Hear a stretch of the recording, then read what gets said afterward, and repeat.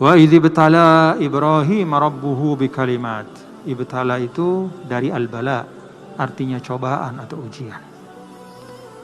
Konsep Islam tentang cobaan atau ujian itu mencakup nikmat ataupun musibah, kesenangan ataupun kesusahan. Jadi beda kalau sebagian kita yang sering menyempitkan makna dari cobaan itu hanya kepada yang kita tidak sukai. Tidak. Dalam Islam, Al-Quran berulang kali. Di dalam ayat yang lain, wa nabluukum bisyarri wal khair. Kami coba engkau dengan bisyarri, dengan yang tidak baik, dengan sesuatu yang tidak kau sukai, sesuatu yang buruk menurut pandanganmu, wal khair, ataupun dengan hal yang baik, yang kamu senangi, yang kamu cari-cari, fitnatan. Itu keduanya sama sebagai cobaan. Wa balawnahum bil hasanati was sayyiat. Dan kami coba mereka dengan beragam cobaan-cobaan yang tidak mereka sukai. Entah itu sakit, kesusahan, pandemi, penyakit, atau kesempitan rezeki, atau apapun namanya. Wal hasanat, dan hal-hal yang baik yang disukai oleh manusia, entah itu harta, entah itu jabatan, entah itu kesehatan, ilmu, apapun. Wa ilaina yurja'un. Tapi itu semua adalah sama cobaan. Jadi konsep cobaan dalam Islam itu ya mencakup semua yang kita terima. Sesuatu yang kita cari-cari, hati-hati ya. Karena kita sukai sesuatu yang menyenangkan ya. Entah itu yang seperti tadi yang banyak dicari oleh manusia, hati-hati, itu tetap cobaan. Sesuatu yang tidak kita sukai juga sama. Apa arti bahwa sesuatu yang kita sukai itu adalah cobaan? Cobaannya dari sisi apakah kita bisa mensyukurinya. Apa arti bahwa sesuatu yang tidak disukai itu cobaan? Cobaan dari sisi apakah kita sabar menjalaninya.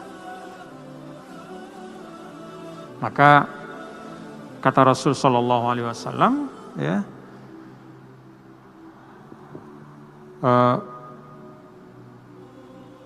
seorang yang beriman itu dalam keadaan apapun dia beruntung. Dia itu selalu positif. Keadaannya positif.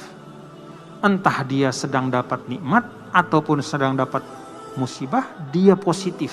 Dia bagus. Kapan itu terjadi? In asobathu sarra syakar. Yaitu ketika dia dapat yang menyenangkan, dia bersyukur. Wa in asobathu dharra sabar. Dan ketika dia mendapatkan yang tidak dia sukai, dia sabar. Maka kata para ahli, ya, para ulama, al faqirus sabir bimanzilati al ghaniyyish syakir. Mana sih lebih mulia di sisi Allah, orang kaya apa orang miskin? Kata ulama, orang kaya yang bersyukur sama mulianya dengan orang fakir yang bersabar. Atau dibalik, orang fakir yang sabar sama mulianya di sisi Allah dengan orang kaya yang bersyukur. Jadi kata kuncinya pada syukur dan sabar, bukan pada kaya miskin. Ya, bapak-bapak ya. Kata kuncinya adalah pada kata syukur dan sabar. Karena itulah penentu lulusnya kita dalam ujian kehidupan. Bahkan bapak-bapak saudara, ya, bagi sebagian ulama, mereka melipat gandakan ya, amalan doa hifz. Doa hifz itu artinya membaca ayat-ayat yang di dalamnya itu ada kata hifzun atau hafiz, yaitu pemeliharaan. Fallahu khairun hafizan wa huwa arhamur rahimin. Fallahu khairun hafizan wa huwa arhamur rahimin. Atau dia baca Asmaul Husna, ya Hafiz, ya Hafiz, ya Hafiz.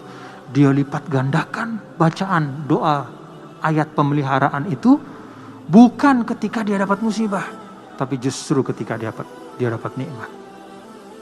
Jadi semakin dia dapat nikmat, semakin dia perbanyak, ya Hafiz, ya Hafiz, ya Hafiz. Supaya dia terjaga dan terpelihara.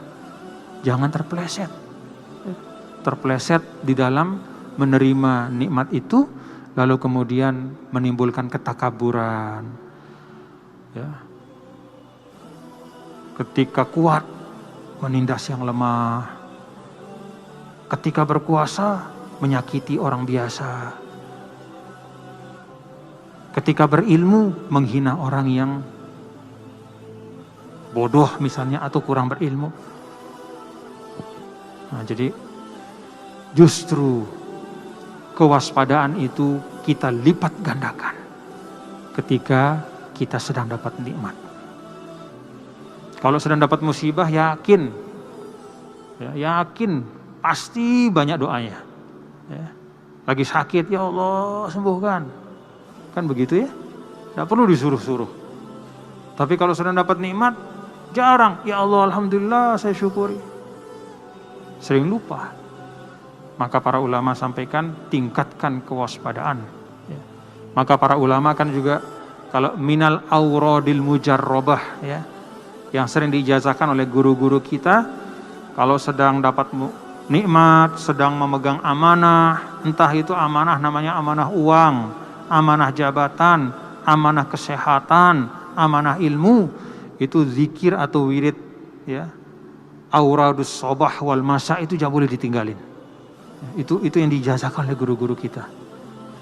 Doa pagi dan doa petang itu nggak boleh hilang. Semakin orang banyak amanahnya, dia harus terus baca itu, karena itu doa penjagaan.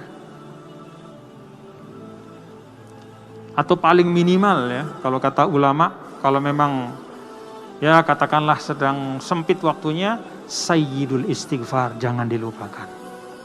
Sekali pada pagi dan sekali pada malam. Kan hafal ya sayyidul istighfar? Allahumma anta rabbi la ilaha illa anta khalaqtani wa ana abduka wa ana ala ahdika wa wa'dika mastata'tu a'udzu bika min syarri ma sana'tu abu'u laka bi ni'matika alayya wa abu'u bi dhanbi faghfirli fa innahu la yaghfiru dzunuba illa anta. Baca pagi, dijaga sampai petang. Dari keliru bersikap pada saat dapat nikmat, ketika tidak sabar dapat musibah, ya. Dari langkah-langkah yang keliru, dari kejahatan orang lain, dari hasad dan dengki. Kalau dibaca malam, maka sepanjang malam sampai subuh kita akan dijaga. Sayyidul istighfar. Nah, jadi yang pertama kita ambil dari ayat ini adalah wa idzibtala Ibrahim rabbuhu bikalimat, bahwa cobaan di dalam konsep Islam itu mencakup semua yang kita peroleh dalam kehidupan. Senang maupun susah, menyenangkan ataupun menyulitkan. Kata kuncinya adalah syukur dan sabar.